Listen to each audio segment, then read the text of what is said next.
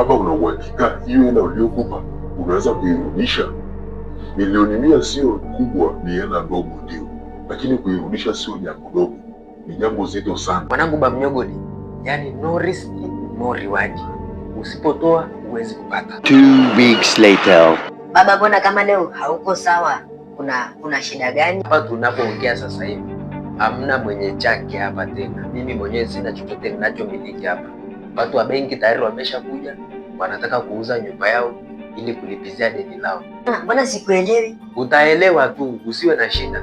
Baba, unamaanisha ile hela yote umeimaliza na umeshindwa kuwarudishia benki hela yao? Hela gani tena Bamnyogoli hiyo unayoisemea? Ipi hiyo? Nyoka baba alikupa milioni 100 benki, alafu kibaya zaidi akaweka nyumba bondi. Unaona hilo balaa? Yaani nyoka, tumekwisha, tumeisha. Kwa hiyo baba, sasa urithi tutapataje sasa? Maana wewe ni baba yetu, unatakiwa utupe urithi sisi kama vijana wako. Sasa unasema ati nyumba umeuza, au sisi tutapata nini sasa? Unataka baba, mimi sikuelewi bana, mimi hata sitaki kujua. Urithi ndio nini hicho? Yaani hapa hamna tena chochote. Nendeni tena huko mjini na nyie mkajitafute. Mimi mwenyewe naenda huko town sasa kupambana na hali yangu. Au basi kama hamtaki mnichinje, basi kama ni hivyo. Anaona mmeshikilia urithi.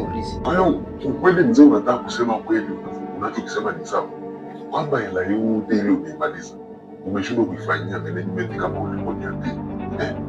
Ona sasa tunapoelekea, tumeambulia wapi? Yaani kutangulia kumefika.